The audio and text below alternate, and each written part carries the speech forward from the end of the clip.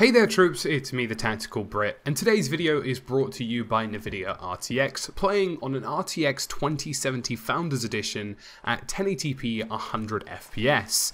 I was very fortunate to be sent one of the RTX 27 cards by the guys over at NVIDIA, and today I wanted to show you some of that here.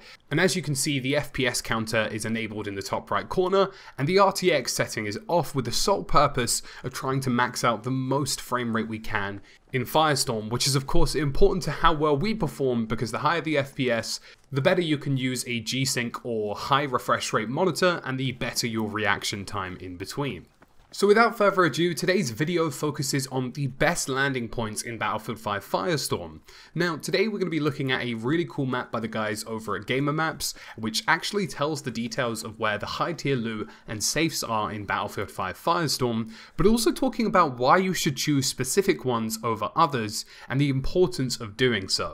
So today I'm going to give you a top 5 list of the best places to get loot in Battlefield 5 Firestorm, but I'm going to mess around with things a little bit here, and I'm going to tell you why that's the case.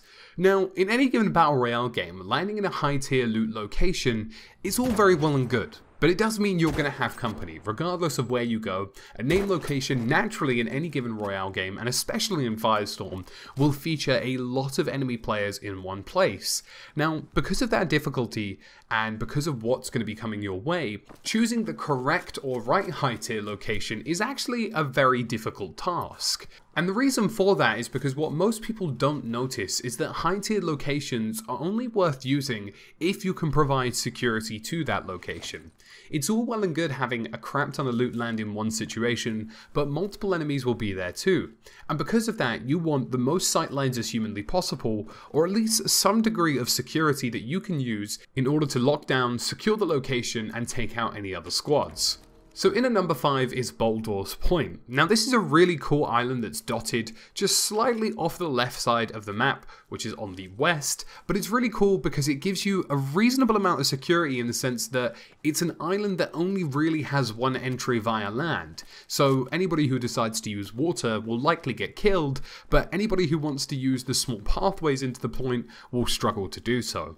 If you can secure this island and take care of anybody else who lands on it, it will stop anybody else coming towards it, because it basically is just an island fortress. The best option on Boldor's Point is to really try and land around the tower, make sure your squad does not separate, and take out any threats available. There is only 2 safes available, but there's also a reasonable amount of high tier loot that's worth taking a look at.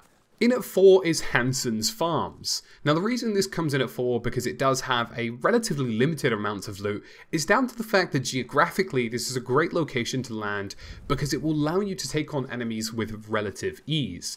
Hansens Farms has lots of stretches of open field, and that means it's incredibly easy to spot targets coming your way, so once you finish any skirmishes that you happen to have locally, it's very easy to defend this point, or at least give yourself adequate time to loot and be prepared for the next engagement.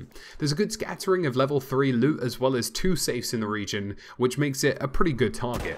Now at 3, I couldn't really decide which one I preferred more, so I decided to give it a tie. We have Odenburg and the Arctic Lakes. These two are really good options, and I'll start with Odenburg first. It features 3 safes and a very minimal scattering of level 3 loot that's just openly available, but what makes this a really fantastic choice is the fact that there is buildings that are completely indestructible, one of which features scaffolding that you can use to access the roof and get overwatch on the entire region. If you can take control of that building, get onto the top, you should have full 360 degree coverage of the entire region, which is exactly what you're looking for. With 3 safes in the region, it's safe to say that an entire squad could get decked relatively easily. Next up we have the Arctic Lake, and this one is a really favourite of mine, or something I would consider quite strongly, because it has great sightlines. It's on the very edge of the map, so nothing can come from your east, so you're only looking at 3 directions, be it north, south and west. But alongside all of that, it's just big stretches of open empty space, with a good scattering of level 3 loot, and 2 safes. With these clear sightlines, nobody will be able to sneak up on you. Now, I know a lot of you guys are probably saying, hey wait, he's choosing locations that don't have a lot of level 3 free loot. Like, why would I not choose something like, I don't know, Pluto, Dig Site A, or perhaps something along the lines of Frigstand, or Frigatand, I forgot how to pronounce it. But either way, those two locations have lots of loot, and that's great, as well as multiple safes. But if you go to the dig site, you're basically a fish in a bowl just waiting to be shot. And if you go to the other location, there is no clear sight line, and it makes it very difficult to lock down that region as a whole. In at number 2 is actually something I don't think a lot of you would anticipate, but it's Hellboy Dam. It's the main dam in the game, and I tell you what, this is a risk-reward location, but it does have great sightlines. Now, the reason I rank this quite highly is because you can land on this location, and if you get there first, you can secure it quite quickly, but you can also land on the sides and try and get some loot to move into it. But what makes this a really good position is that there's just clear sightlines left and right, and provided you don't get pinched by 2 squads, which can happen sometimes, you should be in a pretty safe location to get 2 safes and a very large scattering of level 3 tier loot. Now, what most people don't actually know is most of the loot is actually hidden under the dam. So if you jump into the water, you'll actually notice that there's little holes in the bottom of the dam. If you jump onto those, you'll be able to access some of the loot. Now, the best option I can implore here is that if you find yourself on this situation, you're going to want to jump off to the south. Don't let yourself get pinched by the east or the west. Don't find yourself in an open body of water to the north. Jump off to the south, take some of the full damage. Not very steep in most locations, but make sure you're not jumping into like an abyss. And once you've done that, you can get out of there with some pretty good loot. And finally, at number 1, without a shadow of a doubt, the best loot location in this game is just this little freighter ship. It's not even a lame location. Like, this thing isn't even it doesn't even have a name. I'm going to call it the ship, but it's not a named location in Firestorm. It doesn't feature any safes, but it features enough loot that at least an entire squad could get a good amount of loot to get set up and online. But more importantly, once they have that good loot and that tier 3 loot that's on the ship, you can move very rapidly into maneuver docks, and that just makes it a basic shutout game. It's a tactic I employ quite regularly. I will go straight into the loot area on the ship. I'll take the swim wagon, which usually spawns around about right next to the island on the ship, and take it straight into the docks, and that means I can wipe out any squads there as they're still struggling to look around for things.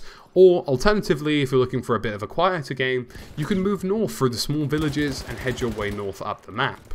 So troops, that's about it from me today. As always, thank you for watching. It's been me, TheTacticalBrit. I've enjoyed making this video today, and of course, make sure to check out Nvidia's RTX GeForce cards, whether you're looking for great ray tracing, which includes, some insane, stunning lighting and graphics, or you're looking for something that can pump huge performance out of a good bang for your buck card, I would highly recommend the GeForce RTX card. As always, troops, thank you for watching, and I'll catch you again soon in the next one.